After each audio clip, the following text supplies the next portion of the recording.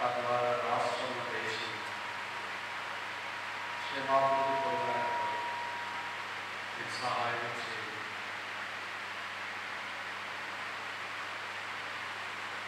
ఓ తండ్రి, మీ నామం పెట్టబడిన బిడ్డలు కరుణించి మేలు చేయండి. మా సమయం కొంతైనా ఆశీర్వాదకరంగా యేసు నామమున ప్రార్థిస్తున్నాము.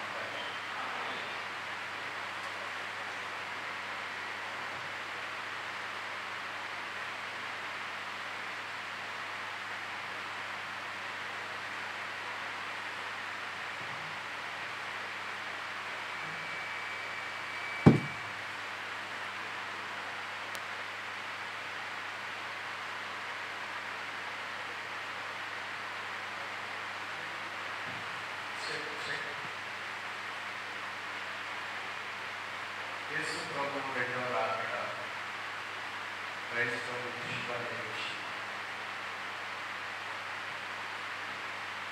నిన్నటి the prophecies of his second coming, ఆయన రెండవ రాకడ గురించిన ప్రవచనాలు బైబిల్ని ఆధారంగా వస్తుంది.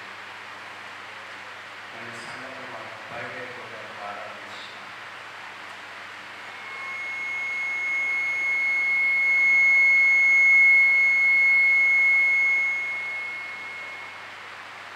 ఈ రాత్రి the pictures of the second coming, ఆయన రెండవ రాకడను గురించిన కొన్ని చిత్రపటాలు బైబిల్లో ప్రదర్శన చేయబడ్డాయి.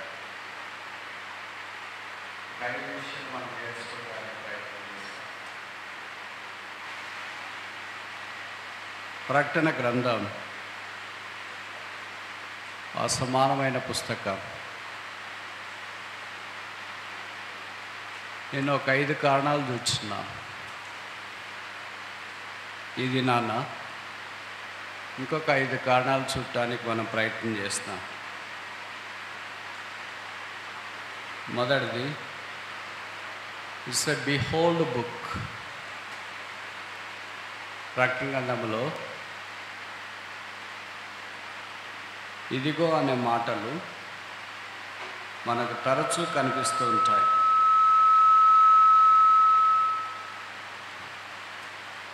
ఒకటి 7 అదే పదమే. ఇందాక మనం చదువుకున్న వాక్యంలో కూడా అదే కనిపిస్తూ ఉంటుంది. ఇదిగో అంటే స్పెషల్ అటెన్షన్, కొంత ప్రత్యేకమైన గమనము, దృష్టి కేంద్రీకరించాలని చెప్పబడుతుంది. రెండవది, ఇట్స్ ఎ బ్లెస్డ్ బుక్. అది ధన్యకరమైన సంగతులను గురించి రాసినారు. మొదటి అధ్యాయంలోనే ఈ ప్రవచన వాక్యము చదివేవాళ్ళు, వినేవాళ్ళు, గైకొనేవాళ్ళు ధన్యులు. మరలా ధన్యులు అనే మాట ఈ పుస్తకంలో మనకు కనిపిస్తుంది. నాకు తెలిసి కొత్త నిబంధన అంటేనే ధన్యులు అని అర్థం. ఎందుకు ఎలాగ చెప్పగలుగుతున్నారు మీరు అని అంటే, కొత్త నిబంధన తెలిసిన వెంటనే మొదటి పుస్తకం మత్తయి సువార్త 5వ అధ్యాయంలో ధన్యులు అని యేసుప్రభు చెప్పాడు. ఆఖరి పుస్తకం ప్రకటన గ్రంథము ఇక్కడ కూడా ధన్యులు అని చెప్పబడుతుంది. కనుక యేసును అంగీకరించిన వారు బ్లెస్డ్ పీపుల్, ధన్యులైన వారు. దానికి తెలుగులో చెప్పాలంటే, ఇంకా భాషలో చెప్పాలంటే భాగ్యవంతులు, సంతోషం కలిగిన వారు, సమాధానం, నెమ్మది కలిగిన వారు అని అర్థం. యేసుప్రభు యందు విశ్వాసం ఉంచిన వారు ధన్యులుగా పరిగణించబడిన సంగతి వాక్యం మనకు తెలియచేస్తుంది. ఈ ధన్యతలోనికి ప్రతి మానవుడు రావాలని దేవుని యొక్క ఉద్దేశం. నీకు హృదయ శుద్ధి గలవారు ధన్యులు ఎవరి పాపాలు క్షమించబడతాయో వారు ధన్యులు. ఎవరి మనసు యేసు ప్రభు మీద ఆనుకుంటుందో వారు ధన్యులు. ఎవరు ఆకలి దప్పులు కలిగి ఉంటారో వారు ధన్యులు.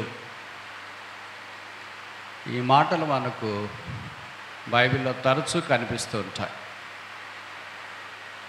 ఏ వ్యక్తి అయినా పుట్టిన తర్వాత ధన్యుడిగా ఉండాలని కోరుకుంటాడు. బ్లెస్డ్ అనే దానికి ఆపోజిట్ ఏంటంటే కర్స్డ్. ధన్యుడు, ఆశీర్వదించబడిన వాడు అనే దానికి వ్యతిరేక పదం ఏంటంటే శాపగ్రస్తం. అది ద్వితీయోపదేశకాండం 28వ అధ్యాయంలో చెప్పబడుతూ వచ్చి, ఆయన మాట వినేవారు ధన్యులు లేదా ఆశీర్వదించబడతారు, వినని వారి మీదకి ఈ శాపాలు వస్తాయని చెప్పబడుతూ వచ్చి. కనుక యేసు ప్రభువెందు విశ్వాసం ఉంచుట కొత్త నిబంధనలో ధన్యత, ఆశీర్వాదం. మనము శాపగ్రస్తులమై ఉంటిమి, శాపము కింద ఉంటిమి, శాపములో ఉంటిమి. ఈ శాపంలో ఉన్న మానవుని దేవుడు ఆశీర్వాదంలోనికి తీసుకుని వచ్చుట కొరకై ఆశీర్వాదమున కర్త అయిన ఆయనే భూమి మీదకి దిగి వచ్చినాడు. బైబిల్లో రాయబడింది, మ్రాను మీద వేలబడిన ప్రతివాడు శాపగ్రస్తుడు అని. ఆశీర్వాదమునకు జనకుడైన యేసు ప్రభు వారు మన కొరకే సిలువలో శాపముగా చేయబడ్డాడు. ఆయన ఎందుకు విశ్వాసం ఉంచి ఆయన రక్తంతో కడగబడి పరిశుద్ధపరచబడడం ద్వారా శాపము తొలగించబడుతుంది, ఆశీర్వాదము వస్తుంది.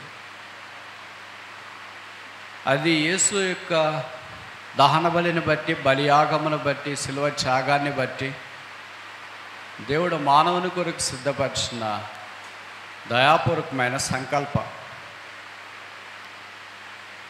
కనుక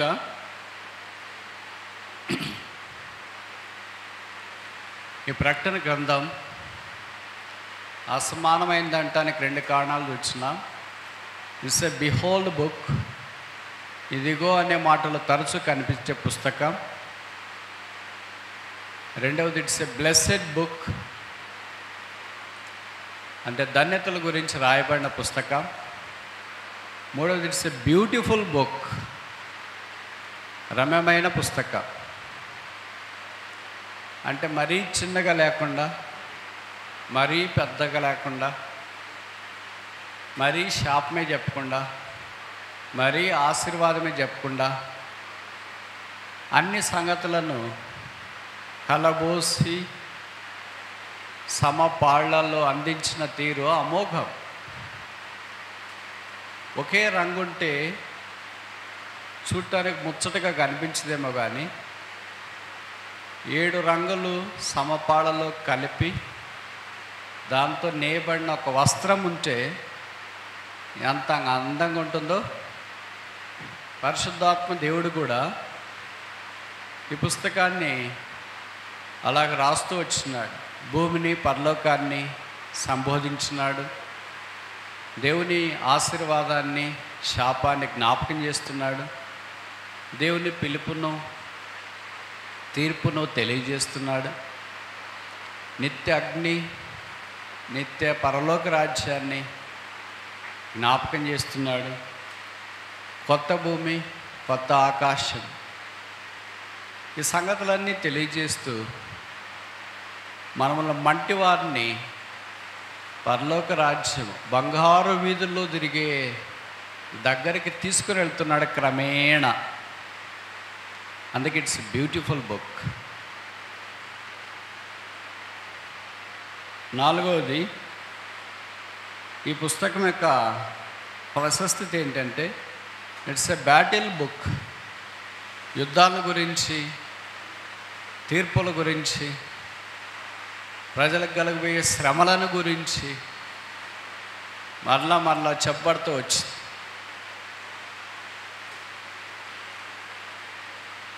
ఐదవది, ఆఖరిది, ఇట్స్ ఎ బ్రైడల్ బుక్. పెళ్లి కూతురు గురించి వ్రాయబడిన సంగతి మనకు పరిచయం. గొర్రెపిల్ల వివాహ మహోత్సవ సమయము వచ్చును. మీకు తెలుసు కదా, పెళ్లి చేసుకున్న ప్రతి ఒక్కళ్ళు, మందిరంలో చేసుకున్న వాళ్ళు ఈ పాట వినకుండా పెళ్ళిళ్ళు అయిండదు. చేసిన వాళ్ళు కానీ, చేసుకునేవాళ్ళు కానీ, వచ్చిన వాళ్ళు కానీ ఆ పాట పాడితేనే ఆ పెళ్ళి కళ అన్నట్లుగా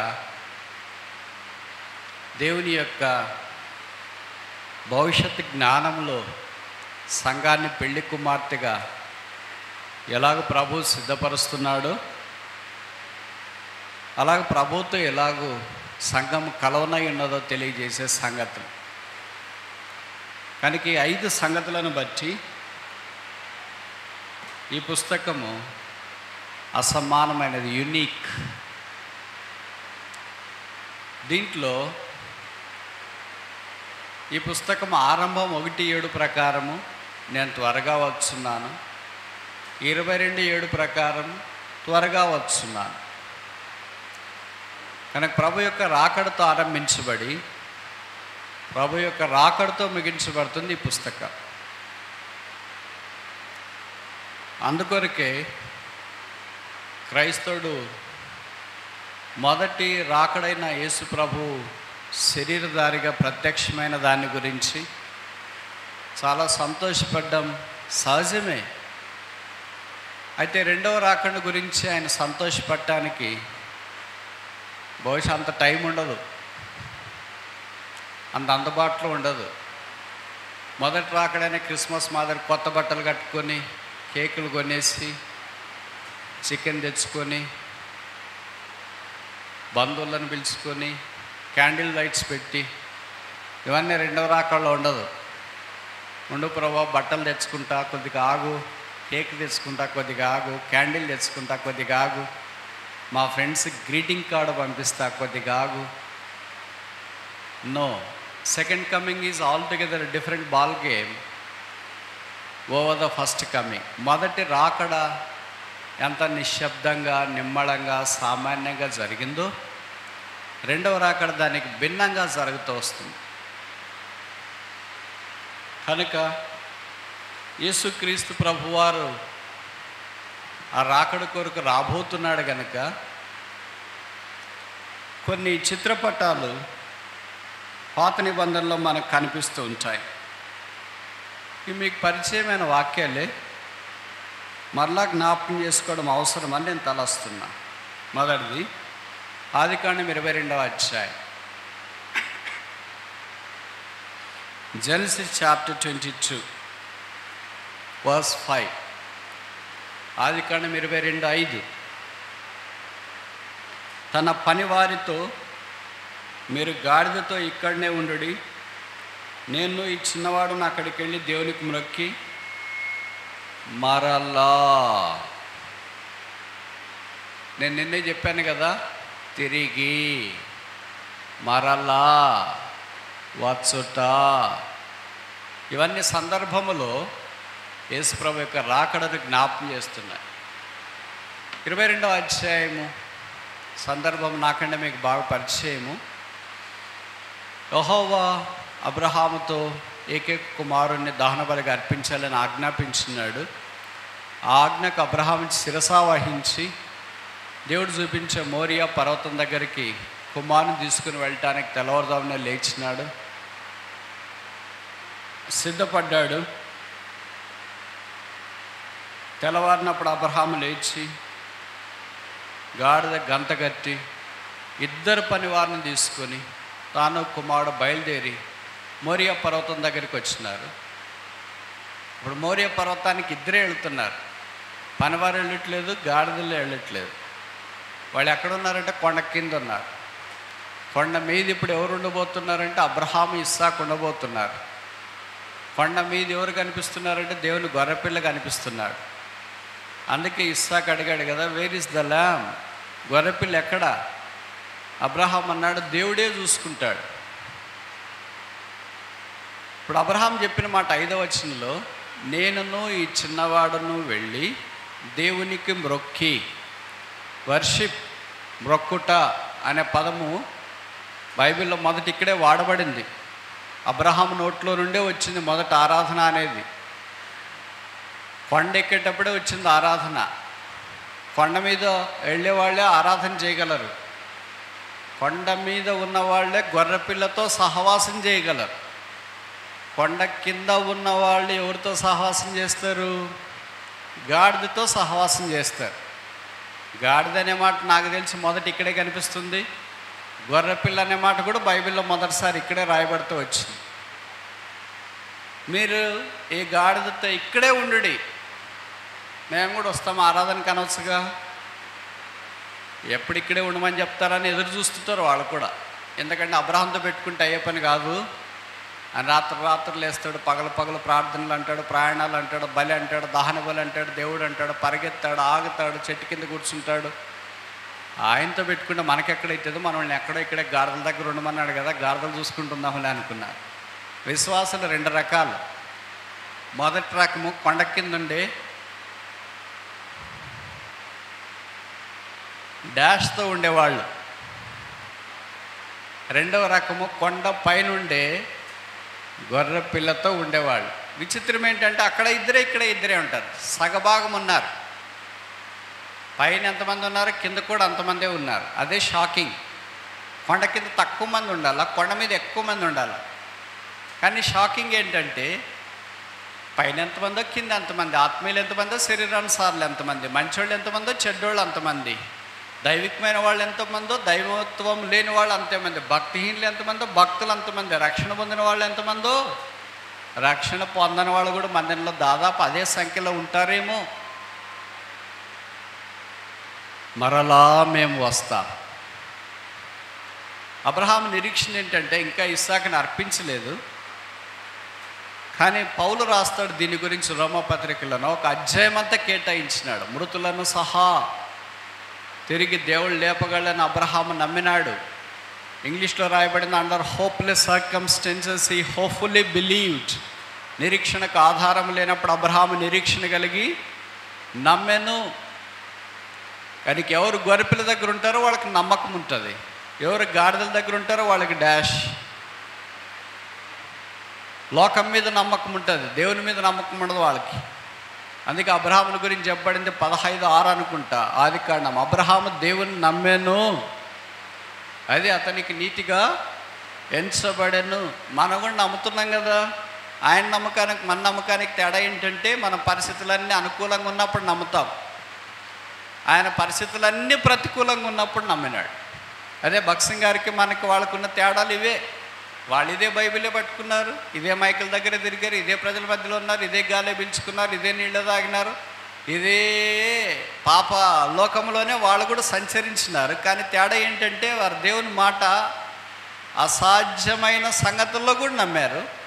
మనం దేవుని మాట సాధ్యమైన సంగతుల్లో మాత్రమే నమ్ముతూ ఉంటాం. వాళ్ళు నమ్మినారు కనుక నీతిమంతులుగా ఎంచబడుతూ వచ్చినారు. ఇప్పుడు జరిగిన సంగతి ఏంటంటే, నేను ఇచ్చినవాడు మరలా వస్తామన్నారు. మరలా వచ్చారా? చూడండి 22వ అధ్యాయం ఆదికాండం 22వ అధ్యాయం 19వ వచనం, వర్స్ 19. తర్వాత అబ్రహాము తన పనివారి యొద్దకు తిరిగి రాగా, 19వ వచనానికి 5వ వచనానికి తేడా ఏంటి? 5వ వచనంలో నేనును ఇచ్చినవాడును అక్కడికి వెళ్ళి దేవునికి మొక్కి మరలా మీ యొద్దకు వచ్చేదను. ఏకవచనం కాదు, వచ్చేదము బహువచనం. మరి ఇక్కడ 19వ వచనంలో అబ్రహాం ఒక్కడే వచ్చినట్లు రాయబడింది. ఇస్సాకు ఏమయ్యాడు మరి ఇస్సాకు ఎప్పుడు కనిపిస్తున్నాడు? వివాహ సందర్భంలో 24వ అధ్యాయంలో మనకు తారసపడుతున్నట్టు వాక్యంలో చూస్తున్నా. మనకు తెలుసు కదా, ఈ ఇస్సాకే యేసుప్రభు వారికి ముంగుర్తు కనుక యేసుక్రీస్తు ప్రభు వారి యొక్క దహన బలిని, యాగాన్ని, శిలువ త్యాగాన్ని ఇస్సాకు మోరియా పర్వతం దగ్గర మనకు జ్ఞాపకం చేస్తున్నాడు. అబ్రహాం ఒక్కడే కిందికి దిగి వచ్చినాడు, ఇస్సాకు వచ్చినట్లుగా ఇక్కడ మనం చూడము. అలాగే ఇప్పుడు ఇస్సాకు పెళ్లి కుమార్తె కొరకై సిద్ధపడి 24వ అధ్యాయంలో కనిపిస్తున్నట్లుంది. మన ప్రభువారు కూడా సంఘం సిద్ధపరచబడినప్పుడు సంఘము కొరకు ఆయన రాబోతూ ఉన్నాడు. అదే మన యొక్క శుభప్రదమైన నిరీక్షణ. దాని కొరకు ఎదురు చూస్తున్నాం. భౌతికమైన ఇస్సాకు వచ్చినాడు, రిబ్కాను పరిగ్రహించినాడు. పరలోకపు ఇస్సాకు యేసు ప్రభువు రానయ్యున్నాడు. సంఘం అనే ఈ రిబ్కాను, ఈ సులమితిని, పెళ్లి కుమార్తెను, ఈ నిష్కలంకురాలైన పావురాన్ని, ఈ ప్రియురాలని, ఆయన ఒక్క శరీరమైన ఈ సంఘాన్ని ఆయన పరిగ్రహించిన ఉన్నాడు. దీనికి మనం ఒక పేరు పెడదామా? The picture of his coming. ఆయన రాకడ కొరకైనా ఒక చిత్రపటం. ఇస్సాకు తప్పక ఎలాగొచ్చినాడు, పరలోకపు ఇస్సాకైన యేసు ప్రభువారు కూడా తప్పక రాబోతున్నాడు. ఆయన రాకడ ఆలస్యమైన ఆయన రాకడ జరగకుండా ఉండేది కాదు. రెండవ చిత్రపటము రూతు గ్రంథము 3వ అధ్యాయం. రూతు గ్రంథము 3వ అధ్యాయం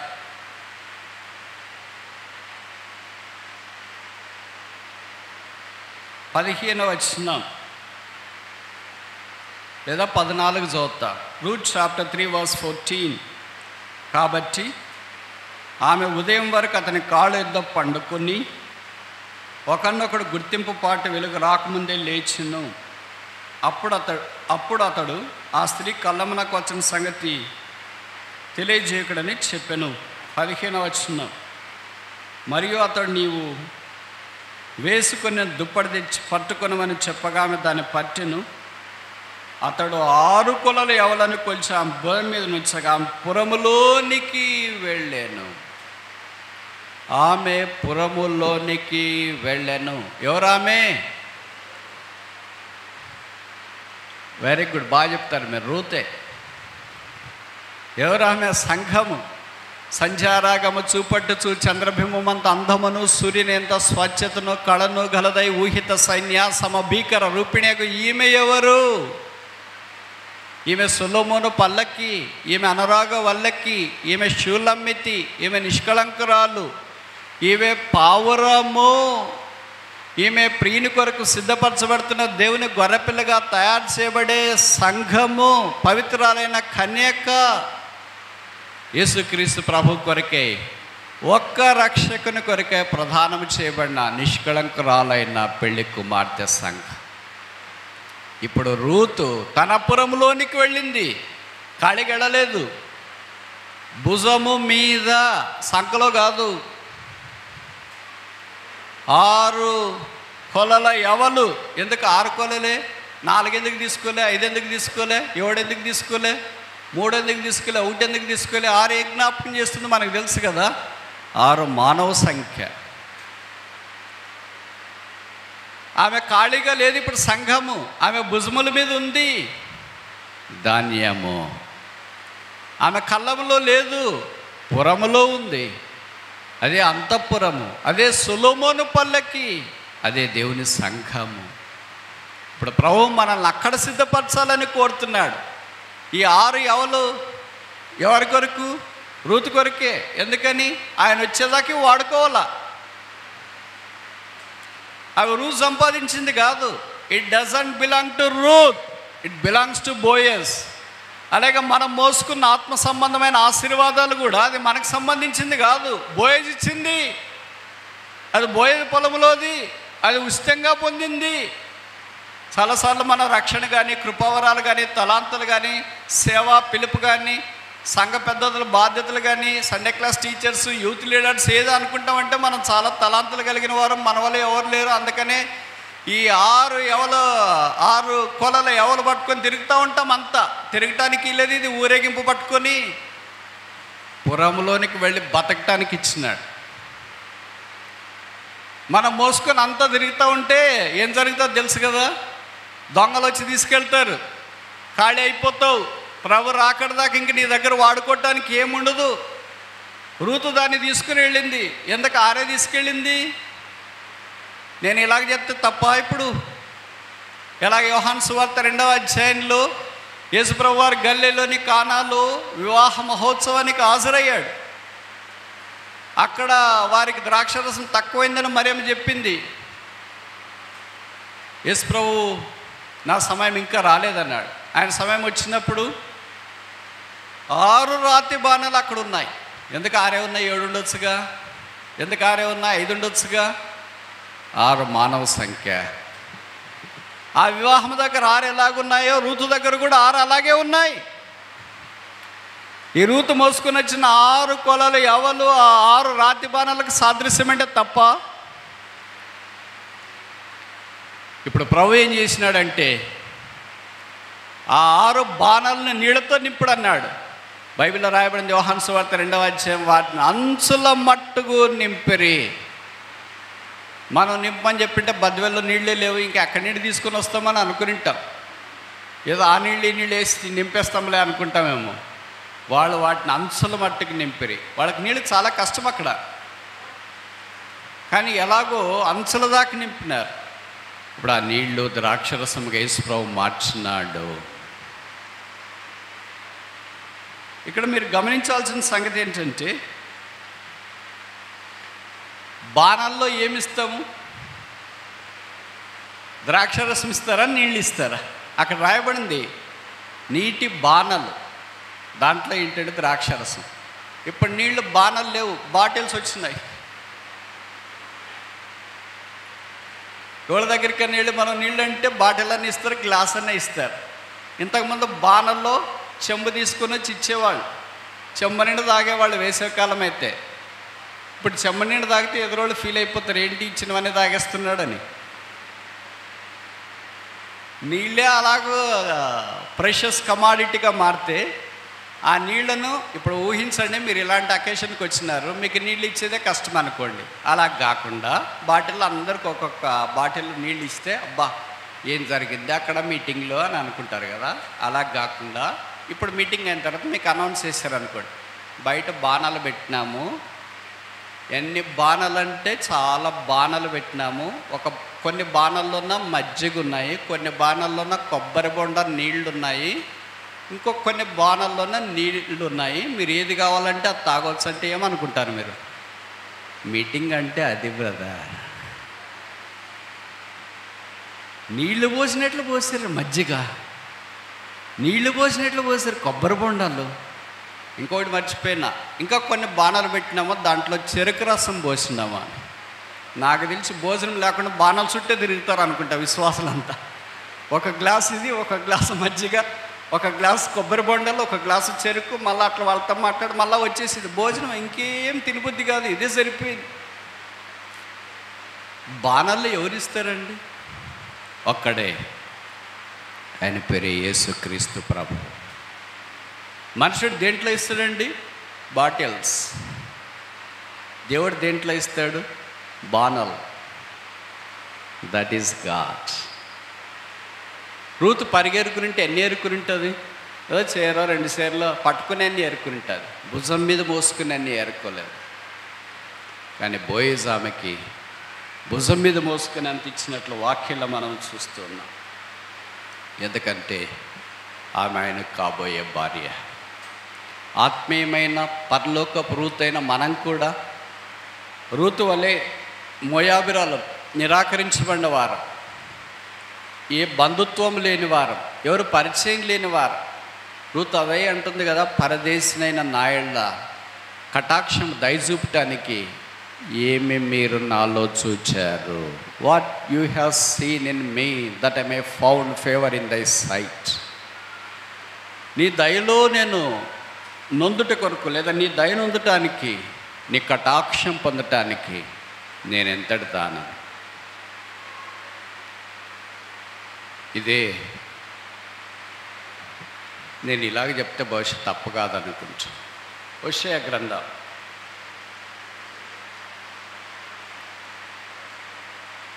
2వ అధ్యాయం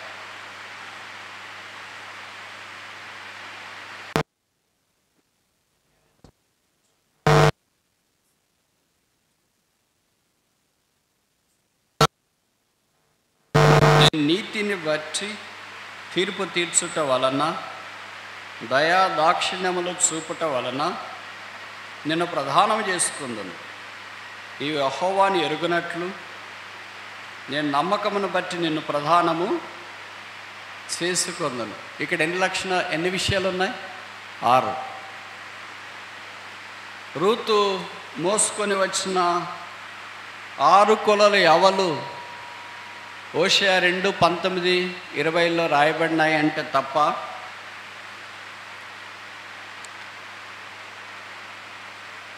దేవుని బుద్ధి జ్ఞాన బాహుళ్యములు ఎంతో దొడ్డవి. ఈ ప్రధానం అనేది, వివాహం అనేది, అనేది, ప్రభు రాకడనేది, వివాహ సంతోషం అనే బంగారు తాడు ఆదికాండం నుండి ప్రకటన గ్రంథం దాకా తెగిపోకుండా పరలోకపు నేతగాడైన పరిశుద్ధాత్మ దేవుడు నేస్తూనే ఉన్నాడు. ఆయన దైవత్వం అనే మగ్గం మీద నిత్యము నాకుండునట్లు యేసుప్రభు ఒకసారి ప్రదానం చేసుకున్న తర్వాత డివోర్స్ ఉండదు, విడిచిపెట్టేది ఉండదు. నచ్చలేదు కనుక వద్దనడు. పలానా నిన్ను గురించి చాలా బ్యాడ్ స్టోరీలు తెలిసినా కనుక వద్దు అని చెప్పడు. అట్లంతా మనుషులు చెప్తారు. యేసుప్రభు అలాగే చెప్పాడు. నేను నీవు నిత్యం ఉండాలా. నాలో ఏముంది ప్రభువా మంచి? ఏం లేదు కనుకనే యేసుప్రభు మనల్ని ప్రేమించినాడు. అదే కల్వారి ప్రేమ. ఒక నీతిమంతుడి కొరకు ఒక నీతిమంతుడు చనిపోవటానికి తెగించవచ్చు, మంచివాని కొరకు మంచివాడు చనిపోవటానికి తెగించవచ్చు. ఒక దుర్నీతిమంతుని కొరకు నీతిమంతుడు ఎలాగ చనిపోతాడు? ఒక చెడ్డవాని కొరకు ఒక మంచివాడు ఎలాగ చనిపోతాడు? ఒక మంటి పురుగు కొరకు దేవుడు ఎలాగ చనిపోతాడు? ఒక లోకంలో ఉన్నవాని కొరకు పరలోకంలో ఉన్నవాడు ఎలాగ చనిపోతాడు? ఒక పాపి కొరకు పరిశుద్ధుడు ఎలాగ చనిపోతాడు? ఒక మట్టి పురుగు కొరకై దైవత్వం కలిగిన వాడు ఎలాగ చనిపోవటానికి ఇష్టపడతాడు? అదే క్రీస్తు ప్రేమ, శిలువ ప్రేమ, కల్వరి ప్రేమ. రూతును ప్రేమించిన బోయేజు కళ్ళములో ఆమెకు 6 కొలలు ఎవలు భుజం మీద ఎత్తిపెట్టి ఆమెను పురానికి పంపించినాడు. కళ్ళమైన సిలువ దగ్గర పరలోక బోయేజు మన కొరకే వేలాడదీయబడి రక్తము కార్చి చనిపోయి సమాధి చేయబడి తిరిగి 3వ దినాన్ని లేచి పాప క్షమాపణ మన హృదయంలో అనుగ్రహించి మనల్ని ఇప్పుడు పరమగీతంలో చెప్పబడింది 2వ అధ్యాయం, he leaded me into the banqueting hall is banner over me was love. అతడు నన్ను విందుశాలకు తోడుకొని పోయాను, నా మీద ప్రేమను ధ్వజముగా ఎత్తాను.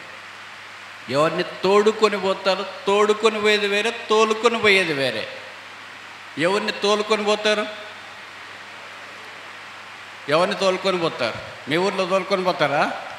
ఉదయాన్నే తోలుకొని పోతుంటారు. బర్రెల్ని, గాడిదల్ని, మేకల్ని, వీటన్నిటిని తోలుకొని పోయేది. తోడుకొని పోయేది ఎవరిని? పెళ్లి కూతుర్ని.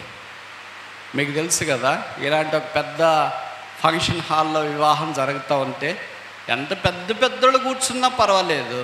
ఇప్పుడు ఇక్కడ లీడ్ చేసే బ్రదరు, పాస్టర్ గారు చెప్తారు, ఇప్పుడు పెళ్లి కూతురు మన మధ్యకి రాబోతుంది, అందరు లేచి ఘనముగా ఆమెకు స్వాగతం పలుకుతామంటే లేయటానికి శాతగాని వాళ్ళు కూడా లేస్తారు. అదేం విలువో అర్థం కాదు, అదేం గొప్పతనమో అర్థం కాదు. ఎంత ముసలోళ్ళైనా, ఎంత చేతగాని వాళ్ళైనా వాళ్ళ ఇంట్లో పొరపాటును కూడా లేరు. కానీ పెళ్లి కూతురు యొక్క ఘనత అలాంటిది. ఆమె ఒక్కటే రాదు, తోడుకొని వస్తారు. వెనక 2, 3, 4, 5 మందో వాళ్ళకున్న తాయెత్తును బట్టి యేసుప్రభు పాపులమైన మనల్ని తోడుకొని వెళ్ళట కొరకే పరిశుద్ధాత్మ దేవుణ్ణి అనుగ్రహించినాడు. ఆయన మనల్ని తోడుకొని వెళ్ళటానికి సిద్ధంగా ఉన్నాడు. దీనికి మనం ఒక పేరు పెడదామా? రూతు బోయేజ్ లెక్క చిత్రపటం, the claim of his coming. ఆయన రాకడను గురించిన వాస్తవికత. 3వది చూస్తామా?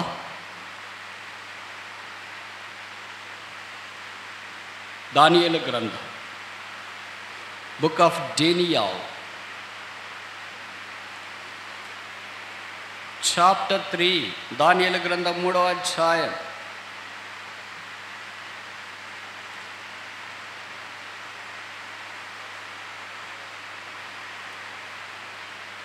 దానియేలు గ్రంథము 3వ అధ్యాయం.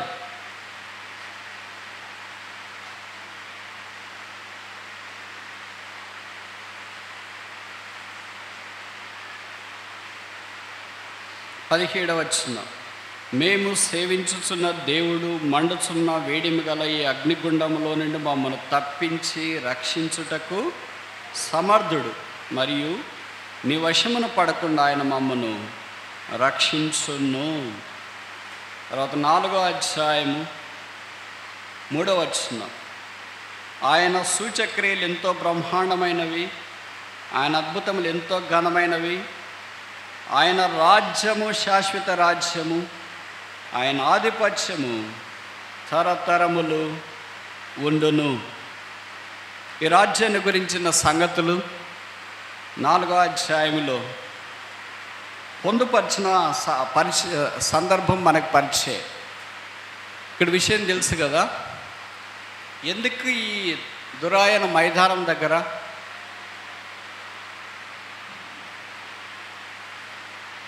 ఒక ప్రతిమ ఉంచి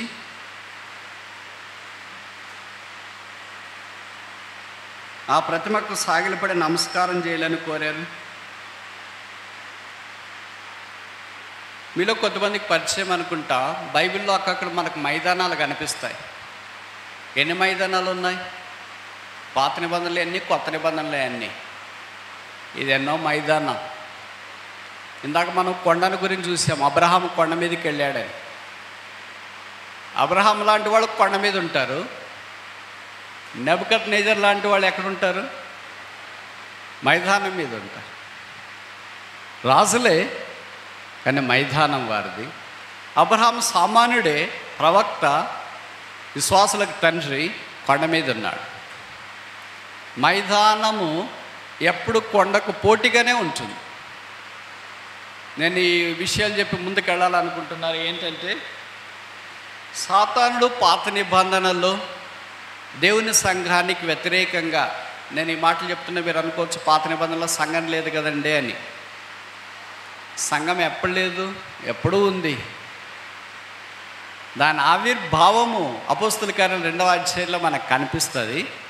అంతకుముందు అంతా కనబడనట్టుగా, చూచాయిగా, చిత్రపటాలుగా అక్కడక్కడ ఆ ప్రత్యక్షత, ఆ వెలుగు మనం చూస్తూనే ఉన్నాం. అందుకే ఆదికాండం 28వ అధ్యాయంలో యాకోబు అన్నాడు, దేవుని మందిరమే అన్నాడు. మరి సంఘం లేదుగా, ఇలాంటి మైకులు లేవుగా, సేవకులు లేరు, బోధకులు లేరు, కాపర్లు లేరు, ఉపదేశకులు లేదు, యూట్యూబ్ లేదు, సోషల్ మీడియా లేదు, ఎవరు లేరు. మరి సంఘం ఎలాగైంది? అది దేవుడు ఉన్నాడు, దేవునితో మాట్లాడే వ్యక్తి ఉన్నాడు. అందుకే అక్కడ మనకు సంఘం అని అర్థం చేసుకోవటానికి అవకాశం ఉంది. ఇప్పుడు ఏంటంటే, ఎప్పుడైతే దేవుని సంఘము వృద్ధి చెందుతుందో సాతాను కూడా కౌంటర్ ఫిట్స్ చేస్తాడు. ఆ సంఘం వృద్ధి చెందకుండా చేస్తాడు. మొదటిది 11వ అధ్యాయం ఆదికాండంలో మనం చూస్తాం కదా, ఆకాశమునంటేది కట్టాలని వారు సంకల్పించినారు. ఏంటది? గోపురం. Every tower is against the plan of God. ఇక్కడ ఆకాశమునంటే గోపురం వాళ్ళు కట్టాలనుకుంటే 28వ అధ్యాయంకి వచ్చిన తర్వాత దేవుడు ఏం చేశాడంటే, ఆకాశము నుండి నిచ్చెన దించి, మనుషుడేమో కింద నుండి పైకి పోవాలనుకుంటాడు, దేవుడేమో పైనుండి మనుషునికి కిందికి ఆశీర్వాదాలు పంపించాలనుకుంటాడు. What a paradox is this! ఎంత అద్భుతమైన సంగతి ఇది. మనుషుడు పైకెక్కాల ఆకాశం అంటాలి. ఎక్కడ అంటేది ఇక్కడే తిరుగుతూ ఉంటే నువ్వు అంటుకోలేవు, నువ్వు వేగలేవు, నువ్వు పైకి రాలేవని దేవుడే ఒక నిచ్చెన వేసినాడు. ఆ నిచ్చెన ఒక కొన ఆకాశమును అంటుతుంది. దేవదూతలు ఎక్కుచూ దిగుచున్నారు. ఎందుకు ఎక్కుచూ దిగుచున్నారు? దిగుతో ఎక్కచుండొచ్చుగా. ఇంకోసారి చెప్పనా? దేవదూతలు ఎక్కుచూ దిగుచూ ఉన్నారంట. దిగుచూ ఎక్కుచూ ఉండాలి కదా. ఎక్కాలంటే ఎప్పుడు దిగారు? ఎప్పుడు దిగారని ఒక దగ్గర అంటే ఒక ఆయన అన్నాడు, ఆదికాండం 1వ అధ్యాయం 1వ వచనానికి ముందే దిగేశారని. వాళ్ళు ఇక్కడికి ఎందుకు వస్తారు? వాళ్ళు ఉండే స్థలం వేరే. దేవుడితో పాటు వారు కూడా దేవుని కార్యాల కొరకు వారు దిగి వచ్చి సంచారం చేస్తున్నారు. బైబిల్లో రాయబడింది కదా, దేవదూతలు ఈ పరిచర్య తొంగి చూడ కోరుచున్నారు. The angels desire to look him. ఈ దేవదూతలు ఎందుకు ఎక్కుతున్నారు అని అంటే, మనం చేసే పని దేవదూతలు దేవుడికి తీసుకెళ్తున్నారు. దానికి ప్రతిఫలముగా దేవదూతలు తిరిగి బహుమానం కిందికి తీసుకొని వస్తున్నారు. ఇది మనం చేసే పనిలో ఏదైనా ప్రభుకు మహిమ ఉంటే. అందుకే దీన్ని యాంప్లిఫై చేస్తూ అపోస్తలుడైన పౌలు కొరింథీయులకు రాస్తూ మొదటి పత్రిక 10:31, మీరు ఏమి చేసినా, నువ్వు భోజన చేసినా పానం చేసినా సమస్తము దేవుని మహిమ కొరకు చేయడి. మనం ఏం చేస్తామంటే హారిజాంటల్కి సమాంతరంగా చేస్తాం. మీరు మా ఇంటికి రండి, మేము మీ ఇంటికి వస్తాం. మీరు మమ్మల్ని పిలవండి, మేము మీ దగ్గరికి మేము మిమ్మల్ని పిలుస్తాం. This is a horizontal ministry. Church primary ministry is not horizontal but vertical. సంఘం యొక్క పరిచర్య సమాంతరంగా కాదు. మొదటిది నిచ్చెన మీదికి వెళ్ళాలా. మీరు ఏమి చేసినా దేవుని మహిమ కొరకు చేయండి. దేవదూతలు తీసుకెళ్ళాలా. ప్రభా బద్వేలోళ్ళ పరిచర్య చూసినావా, మేము తీసుకొని వచ్చినాం, ఇక్కడ చూడండి ఎంత పరిచర్య చేస్తున్నారు, ఎంత కన్నీరు గారుస్తున్నారు, ఎంత చెమటోడుస్తున్నారు, ఎంత చేయి చాపుతున్నారు, ఎన్ని ఆత్మలు సంపాదించినారు, ఎంత జీవిస్తున్నారు చూడండి. ఇప్పుడు దేవుడు వారి పరిచయం నేను అంగీకరించినాను, తిరిగి బహుమానాలు ఇవ్వండి అంటే దేవదూతలు కిందకి రావాలి. మనం పరిచయం చేస్తే దేవదూతలు అసలు కనిపించరు. కనిపించుకున్న వాళ్ళు, అవసరం లేని వాళ్ళు కనిపిస్తూ ఉంటారు మనకు, డాష్ వాళ్ళు. ఎంత విషాదకరమైన సంగతి. We have lost that. దేవుడు దేవుని మందిరం అనే ప్రత్యక్షత ఇచ్చిన మొట్టమొదటి సందర్భంలోనే అది ఎందుకు గుర్తు చేసినాడంటే, కళ్ళు మూసుకొని, చెవులు మూసుకొని, హృదయం మూసుకొని మనకు నచ్చినట్లు చేస్తామని దేవుడికి బాగా తెలుసు. కనుక అట్టు కుదరదు. ఆ పరిచర్య నేను అంగీకరించును. ఆ పరిచర్య పైకి ఎక్కి రాదు. ఆ పరిచర్యకు పై నుండి బహుమానం రాదు. ఆ పరిచర్య ఇక్కడే. దాన్నే పౌలు కొరింథీయులకు రాస్తున్నాడు. అది గడ్డి కర్ర కొయ్యకాలు అగ్నిలో అయిపోద్ది. మరి ఇప్పుడు ఏం చేయాలంట? 1 కొరింథీ 10:32.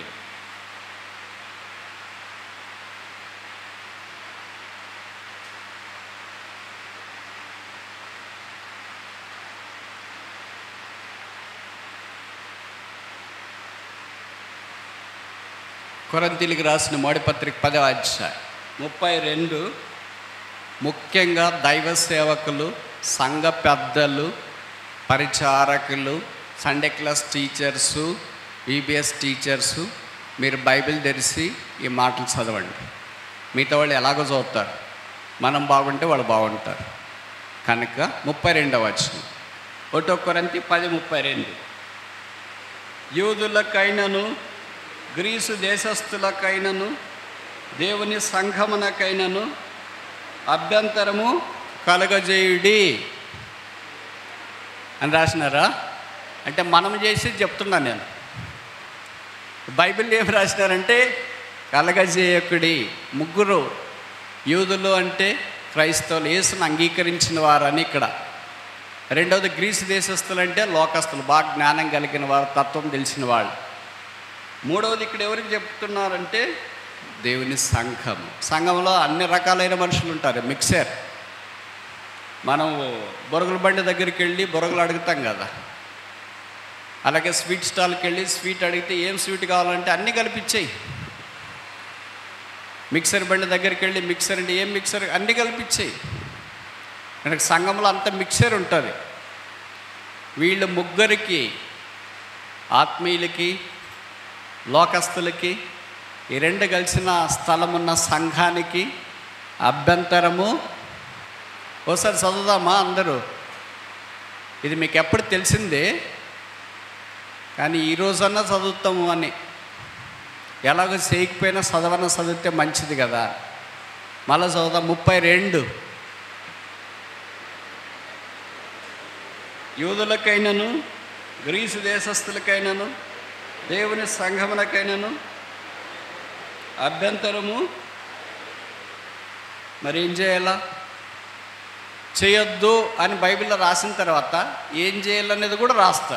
బైబిల్ గొప్పతనం అదే. మామూలుగా మనం ఏం చేస్తామంటే వేరే వాళ్ళకి చేయొద్దు అని చెప్తాం. సినిమా చూడొద్దు, చెడ్డ మాట్లాడొద్దు. మరి ఏం చేయాలా అంటే మన దగ్గర జవాబు ఉండదు. కానీ బైబిల్ అలా కాదు. చేయొద్దు అని చెప్పిన తర్వాత ఏం చేయాలా అనేది ఇక్కడ రాస్తా. చూడండి కింద వచ్చిన 33. కొరింథీయులకు రాసిన మొదటి పత్రిక 10:33.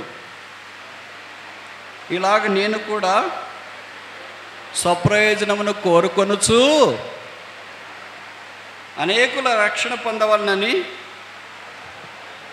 మన భాగం చదువున్నా నేను, బైబిల్లో రాసినది కాకుండా. ఇలాగ నేను కూడా స్వప్రయోజనం కోరుకొనొచ్చు, ఎవరినూ రక్షణ పొందకూడదని నా స్వప్రయోజనంనే కోరుకొనొచ్చు, నన్నే సంతోషపెట్టుకొచ్చున్నాను. ఇది మన వర్షన్.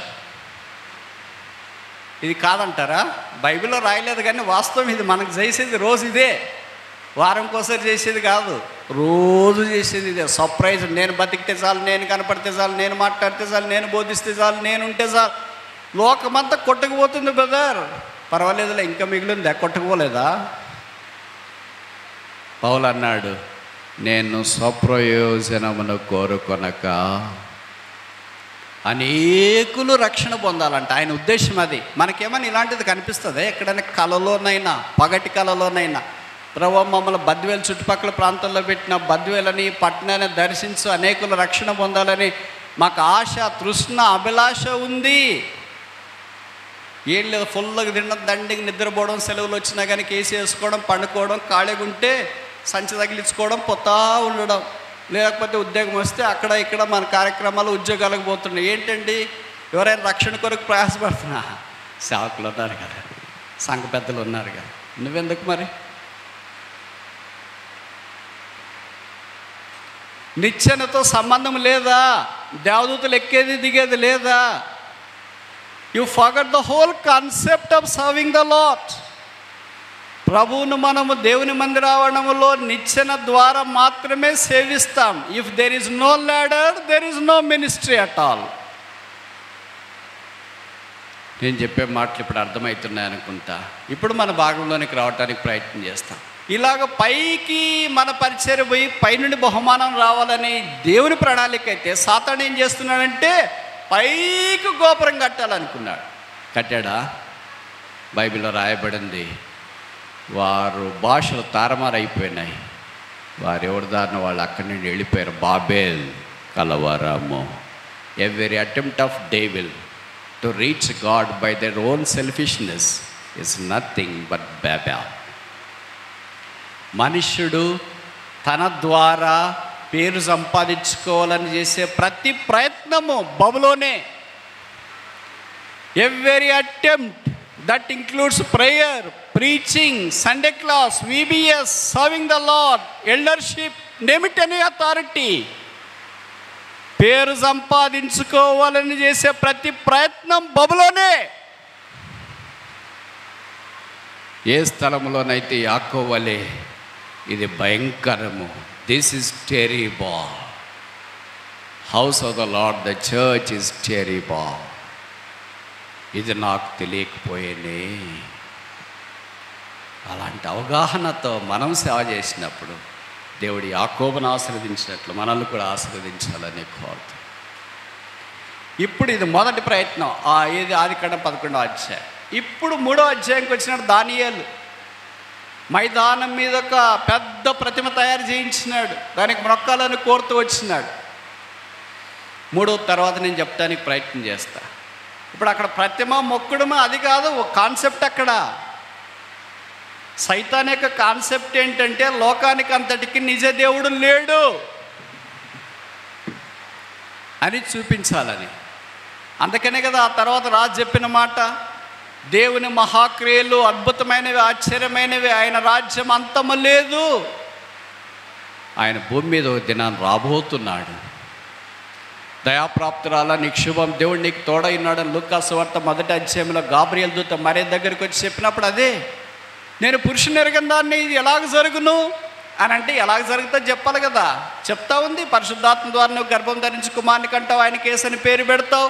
ఆడదాకా బాగానే ఉంది. తర్వాత చెప్పబడిన మాట ఏంటంటే ఆయన రాజ్యము నాకు, his kingdom has no end, ఆయన రాజ్యము నాకు అంతము లేదు. అది నిశ్చలమైన రాజ్యం, శాశ్వతమైన రాజ్యం, పరలోక రాజ్యం, వెలుగున్న రాజ్యం, గొర్రెపిల్ల రాజ్యం, అంతము లేని రాజ్యం, శ్రేష్టమైన రాజ్యం, బంగారు వీధులుండే రాజ్యం, దుఃఖము వేదన లేని రాజ్యం. అలాంటి రాజ్యాన్ని దేవుడు భూమి మీద స్థాపింపచేయాలని సంకల్పిస్తే ఈ పక్కన దురాయన మైదానం ఒకటి వచ్చింది.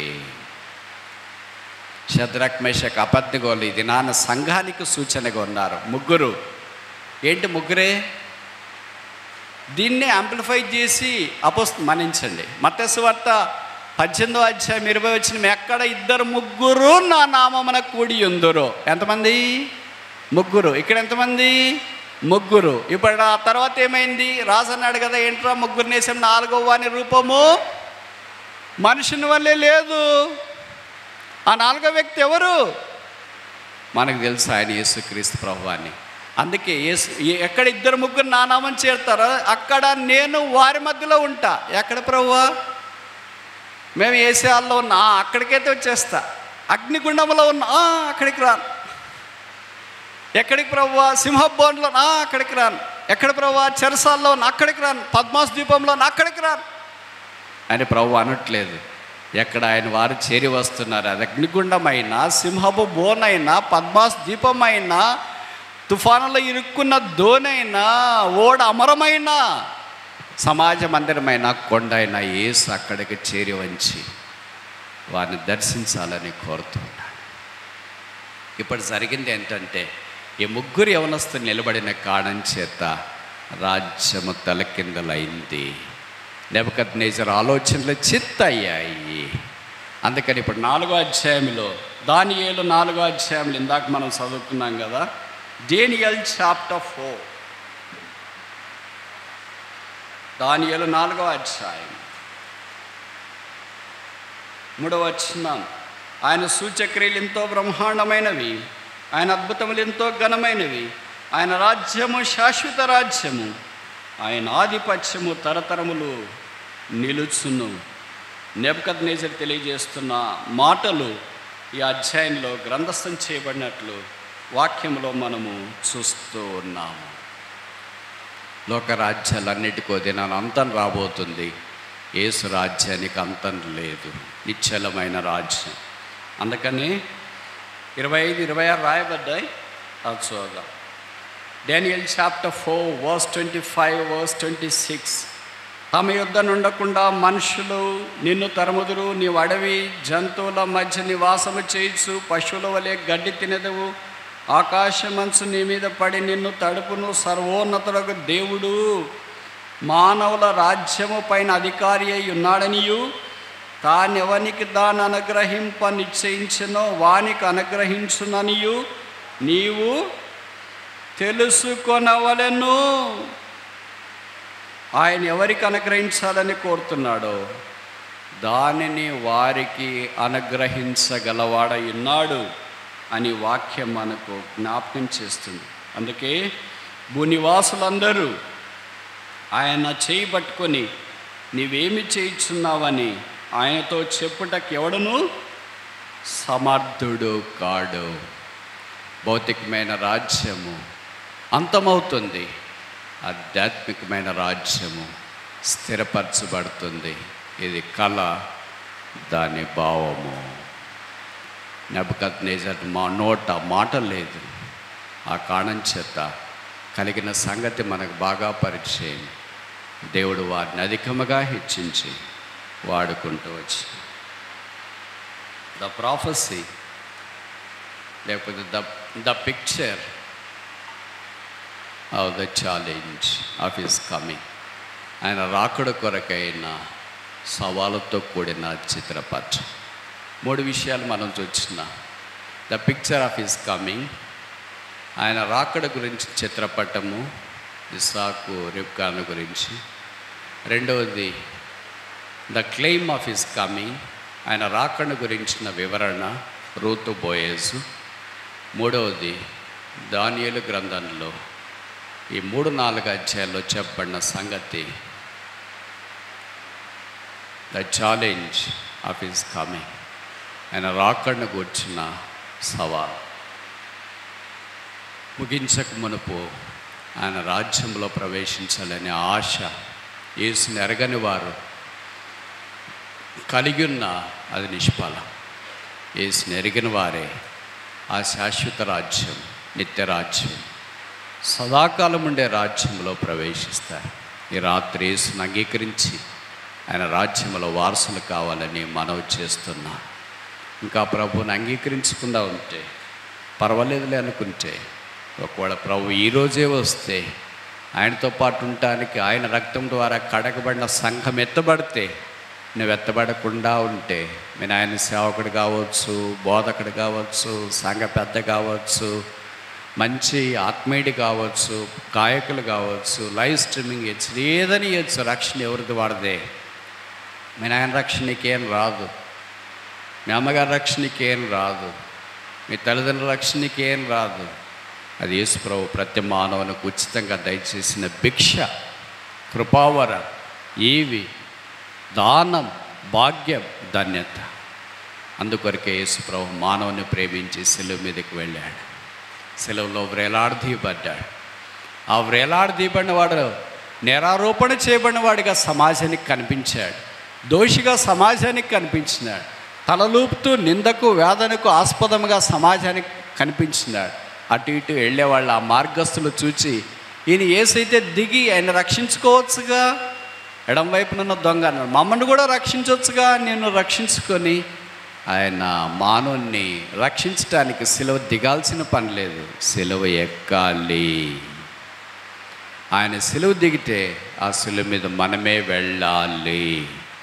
మనం ఆ సిలువ మీదకి వెళ్ళి తల మీద ముళ్ళ కిరీటం, ముఖం మీద ఉమ్మి, చేతుల్లో మేకులు, దేహమంతా కోడా దెబ్బలు కొట్టించుకొని సిలువ వేయబడలేము గనక నిర్దోషి, నిష్కల్మషుడు, పాపలలో చేరక ప్రత్యేకంగా ఉన్నవాడు, భూపతులకు అధిపతి, రాజులకు రాజు, ప్రభులకు ప్రభు, ఎవడనూ సమీపింపరని మహామహిమల అద్వితీయ మహిమ కలిగిన వాడై ఉండి ఏక రక్షకుడు, లోక రక్షకుడు, ప్రతి నామము, ప్రతి నోరు ఆయన ఉచ్చరించే నామం, ప్రతి నాలుక ఆయన నామాన్ని ప్రచురించే నాలుకగా ఉండాలని సంకల్పించి ఆ యేసు శిలువలో రక్తము కార్చి చనిపోయి సమాధి చేయబడి తిరిగి లేపబడి పరలోక స్థలములో ఆసనుడైనాడు. బైబిల్ సెలవిస్తుంది, యేసు రక్తం ప్రతి పాపం నుండి మనల్ని కడిగి పవిత్రులుగా చేయను. ఇంకా యేసును అంగీకరించకపోతే ఈ రాత్రి మరలా జ్ఞాపకం చేస్తున్నాం, ప్రభువైన యేసునందు విశ్వాసం ఉంచు, అప్పుడు నీవును నీ ఇంటి వారు రక్షణ పొందుతారు. పర్వాలేదు, వీళ్ళు ఇలాగే చెప్తారు, లోకం ఇంకా చాలా ఉంది, అనుభవించాల్సింది చాలా ఉంది, చూడాల్సింది చాలా ఉంది, చేయాల్సింది చాలా ఉంది అని అనుకొని ఈ లోకాన్ని విడిచిపెట్టేలోగా రక్షణ పొందకుండా ఉంటే అగ్ని ఆరదు, పురుగు చావదు, వేదనకరమైన స్థలం. ఇక్కడ వేసవికాలం బద్వేల్లో 40 డిగ్రీలు 50 డిగ్రీలు ఉంటేనే తనకలాడిపోతున్నారే, చెమట్లు గారిపోతున్నాయి, ఏసీలో ఉంటేనే ఉండలేకపోతున్నారే. నరకంలో బైబిల్లో రాయబడింది, అగ్ని ఆరదు, పురుగు చావదు, రాత్రిపూట చల్లగా అవుతుందిలే అని అనుకోవటానికి లేదు, ఏసీ వేస్తాంలే అనుకోవటానికి లేదు, కూలర్ పెడతాంలే అనుకోవటానికి లేదు, ఇసునకర్ర పెట్టుకుందాంలే అనుకోవటానికి లేదు, తడి బట్ట పెట్టుకుందాంలే అనుకోవటానికి లేదు. వేదనకరమైన స్థలం. ఇక్కడ ఎవరు అడిగితే నీళ్ళు తెచ్చిస్తారు, బాటిల్లోనో గ్లాసులోనో. పరలోక రాజ్యానికి వెళ్ళిన తర్వాత బాటిల్ లేవమ్మా, గ్లాసులు లేవమ్మా, చిటికన వేలే. అది కూడా బైబిల్లో రాయబడిన సంగతి, అది కూడా నోచుకోలేరు. ఇప్పుడు వారి పరిస్థితి మీరు ఊహించండి. ఇక్కడ ఎలాంటి దుర్మార్గుడైనా దారెంబడి పోతుంటే దాహం వేస్తుందండి అంటే నీళ్ళు ఇస్తారు కదా, చలివేంద్రాలు పెట్టింటారు కదా, మనం చూస్తూనే ఉంటాం. ఎలాంటి వ్యక్తికైనా చివరికి కోడిని కోసేవాళ్ళు కూడా సచ్చేటప్పుడు, కోసేటప్పుడు దాన్ని వెల్లలికలు చేసి దాంట్లో కొన్ని 1 చుక్క 2 చుక్కలు నీళ్ళు పోసి దాన్ని కోస్తారే. ఓ మానవుడా, నరకానికి వెళితే నీకు చుక్కల నీళ్ళు కూడా లేవు. ఇక్కడ ఉదయం లేస్తేనే మందు షాపుల దగ్గర కనిపిస్తూనే ఉన్నావు. మీకు తెలుసు కదా, లోకములో ఏ దేశంలోనైనా ఎయిర్పోర్ట్లతో సహా నిర్విరామముగా అన్నిటికంటే ముందు ఓపెన్ చేసే షాపు, అన్ని షాపులు మూసినా తెరిచుండే షాపు, అన్నిటికంటే ముందు ఓపెన్ చేస్తారు, అన్నిటికంటే చివర్లో దాన్ని మూసినట్లు ఉంటారు. అంత ముందు మూస్తారు, వెనక్కి తెరిచింటారు. ఎక్కడైనా ఇలాంటిది ఉన్నది. బంగారు షాపులకు సెలవులు ఉన్నాయి, బట్టల షాపులకు సెలవులు ఉన్నాయి. ప్రతి షాపుకి ఏదో విధానంలో టైమింగ్స్ ఉంటాయి. టైమింగ్స్ లేని ఏకైక షాప్ ఇక్కడేమి షాపు, మందులు, బాటిల్ అనుకుంటాం. నరకానికి వెళ్ళిన తర్వాత చుక్కలు కనపడవుతాయి. వేదనకరమైన స్థలం. అట్టి స్థలంలోనికి నేను వెళ్లకుండా యేసు రక్తం ద్వారా కడగబడి పరిశుద్ధపరచబడి మారు మనసు పొందాలని ప్రభువు కోరుతున్నాడు. ప్రభువైన యేసునందు విశ్వాసం ఉంచు. అప్పుడు నీవును నీ ఇంటి వారును రక్షణ పొందు.